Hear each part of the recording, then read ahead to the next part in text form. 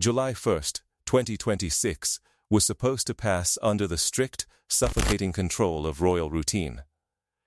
The script had been written nearly 3 decades ago, refined by generations of palace communications officers, and executed with clinical precision year after year. A brief, carefully vetted 3-sentence statement released by Kensington Palace, an archived photograph quietly uploaded to official digital channels, and perhaps a small bouquet laid by a low-ranking aide before the palace machinery moved swiftly on to the next scheduled engagement. That was the institutional blueprint for Princess Diana's birthday, a date that royal strategists preferred to handle with quiet, distant formality rather than emotional spectacle. But on this particular Wednesday afternoon, the script was completely shredded. A 22-year-old granddaughter of Prince Philip, standing 17th in line to the British throne, did something that no courtier had authorized, no public relations team had pre-approved, and no senior royal advisor saw coming. By nightfall, as television broadcasts and social media platforms exploded with speculation, the carefully guarded narrative surrounding the late Princess of Wales had been completely taken over by the quietest member of the House of Windsor. To understand the sheer magnitude of the shockwave that reverberated through the corridors of Buckingham Palace and Kensington Palace, one must first understand the wall of clinical detachment that the monarchy built around July 1st. Diana Frances Spencer was born on July 1st, 1961, and tragically passed away on August 31st, 1997, at just 36 years old. For 29 long years, the institution treated her birthday not as a day of open public mourning or vibrant celebration, but as a delicate PR hazard that needed to be managed. The protocol was almost always the same: low profile, minimal fuss, and absolute control. Royal commentators like Ingrid Seward have pointed out over the years that the family's overarching strategy was to let the date pass with stoic dignity, suppressing any emotional outbursts that could reopen old wounds or ignite public debates about how the palace treated the people's princess. There was, of course, one monumental exception to this rule. On July 1st, 2021, what would have been Diana's 60th birthday, Prince William and Prince Harry stood side by side in the sunken garden at Kensington Palace to unveil a bronze statue of their mother. It was a rare, deeply charged moment of brotherhood amidst an already fracturing family relationship. That statue became the family's official, permanent monument to Diana. But in the 5 years that followed, the institutional gates closed once again. The observances shrunk back into bureaucratic formalities. As July 1st, 2026 approached, marking what would have been Diana's 65th birthday, the public expected nothing more than the standard cold press statement. The palace machine was prepared to let the 65th anniversary slip quietly into history. They had not factored in Lady Louise Windsor. Lady Louise Alice Elizabeth Mary Mountbatten Windsor was born in November 2003, 6 years after Diana's death in Paris. She never knew her aunt by marriage. Her father, Prince Edward, is King Charles's youngest brother, making Diana her uncle's first wife rather than a direct blood relative. There were no personal childhood memories for Louise to look back on, no shared laughs, and no personal maternal bond. Yet, growing up inside the quiet sanctuary of Bagshot Park, Louise lived within the immediate orbit of Prince William and Prince Harry. She grew up listening to the private stories, observing her cousin's quiet grief, and understanding with subtle maturity exactly what July 1st meant to the family, even if she had no public role in its commemoration. At 22 years old, Louise occupies a unique space within the royal hierarchy. Sitting 17th in line to the throne, she has been deliberately raised outside the blinding spotlight of working royal life. While her cousins were thrust into global fame from birth, Louise was given the gift of relative anonymity, a boundary fiercely protected by her mother, Sophie, the Duchess of Edinburgh.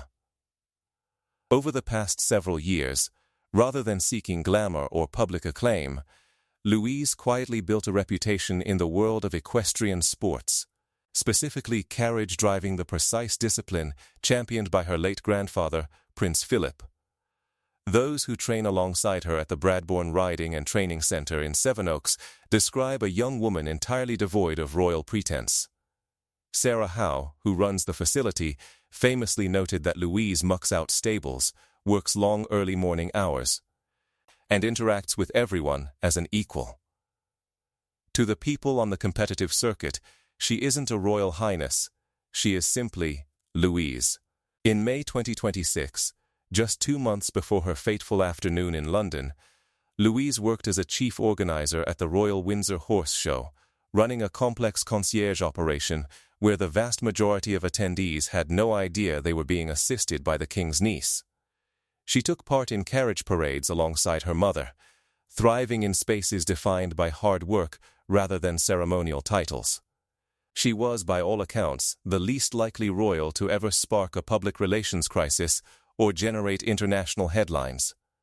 She was trained to stay in the background, to observe protocol, and to avoid creating unscripted drama. Which is precisely why her actions on the afternoon of July 1st left the royal household in absolute shock. The first sign that something unusual was unfolding occurred within the private scheduling offices of the royal household.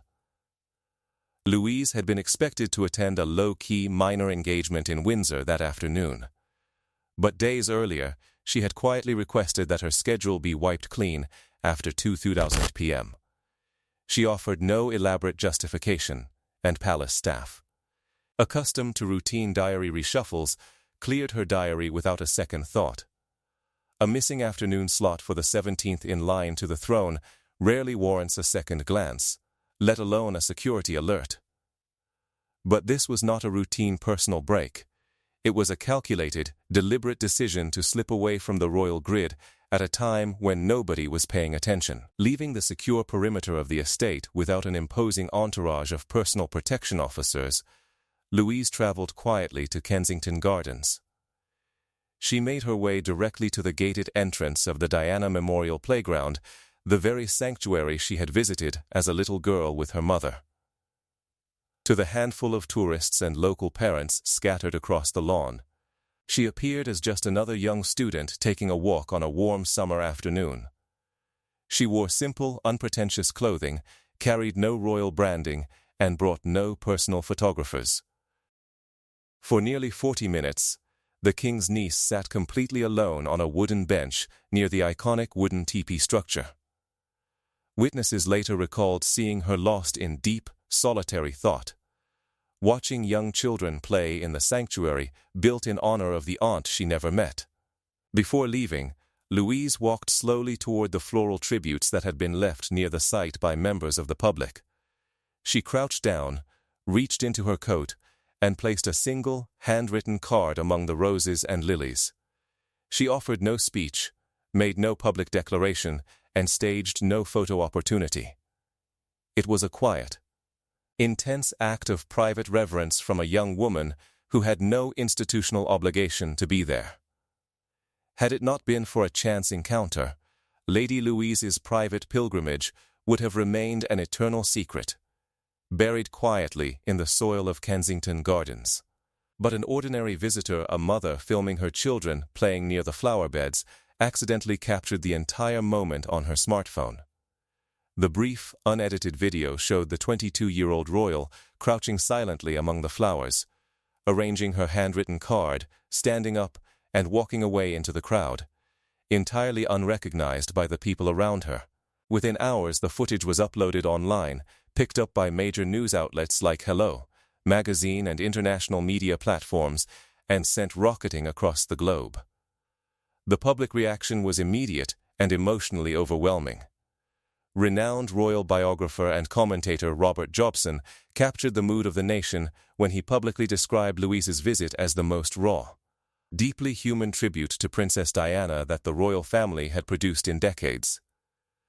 The emotional purity of her gesture stood in brutal, undeniable contrast to the cold, corporate statement that Kensington Palace officially released later that evening.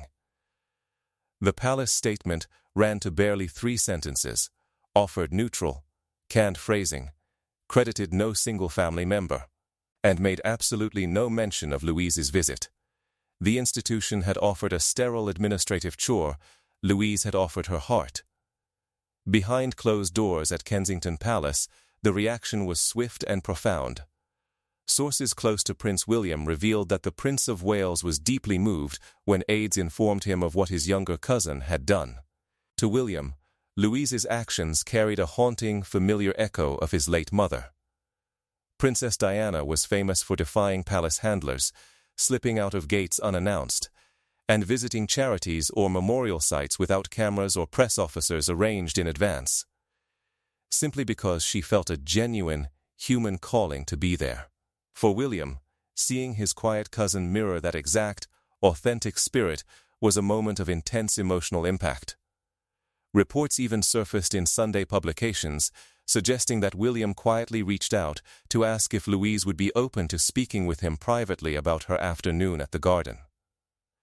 The incident laid bare a deep, uncomfortable tension sitting right at the center of the modern monarchy. On one side of the divide sits the institutional machinery, a system that views Princess Diana's memory through the lens of risk management, carefully drafting statements approved by committees of PR advisors to ensure maximum neutrality. On the other side sits a new generation of royals who refuse to treat family history as a corporate brand. Louise had spent her entire life being taught to stay out of the frame, yet she made a conscious, independent decision to step directly toward the most complex, emotionally explosive chapter of her family's modern history. She didn't do it for publicity, she didn't do it for status, and she didn't do it under orders. She went simply because she believed someone ought to care. This unscripted moment also created a subtle, fascinating dynamic within Louise's immediate household. Her mother Sophie, the Duchess of Edinburgh, has spent over 2 decades meticulously crafting a reputation as the monarchy's most dependable, non-controversial figure, a royal who strictly adheres to protocol and avoids unexpected headlines at all costs. For her daughter to inadvertently generate the most intensely debated royal story of the summer, entirely without the backing of the palace press office, was an extraordinary turn of events. It raised a quiet, penetrating question that echoed through the press and the public alike: if the most reserved, least attention-seeking member of the royal family felt a personal duty to walk to Diana's memorial on her 65th birthday. What did it say about the senior working royals, who allowed the day to pass as just another obligation on a calendar? Royal historians were quick to point out the poetic irony embedded in Louise's life story. Her very entry into the world in November 2003 was marked by a terrifying, life-threatening medical emergency. Born prematurely following an emergency procedure while her father was away in Mauritius, her birth sparked nationwide anxiety, forcing the palace to release frequent medical bulletins as the country held its breath. Ever since that fragile beginning, her parents fought tirelessly to shield her from the harsh glare of public scrutiny, raising her in relative peace away from the intense media pressure that shaped the lives of William and Harry. This protected, quiet young woman would grow up to deliver the most powerful, unmanufactured headline of the year speaks volumes about how the younger generation of royals views public engagement. They understand intuitively what the institution often forgets. The public does not connect with cold, sanitized press releases or carefully staged photo opportunities. The public responds to genuine human vulnerability, to authenticity, and to unscripted acts of love. As the summer of 2026 continues, the long-term impact of that quiet Wednesday afternoon remains a subject of intense discussion among royal observers. For nearly 30 years, Princess Diana's memory officially belonged to the institution that survived her, a memory locked away in archives, managed by communications teams and released in controlled, sanitized doses.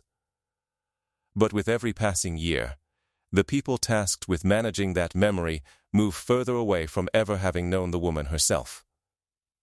On July 1, 2026, it was the most distant relative, a 22-year-old girl, who never met Diana, who holds no official royal duties, and who sought no public credit, who stepped past the institution's boundaries. In doing so, Lady Louise Windsor did far more than leave a card among the flowers at Kensington Gardens. She reminded the monarchy, the British public, and the world what it actually feels like to remember, to honor, and to genuinely miss the Princess of Hearts.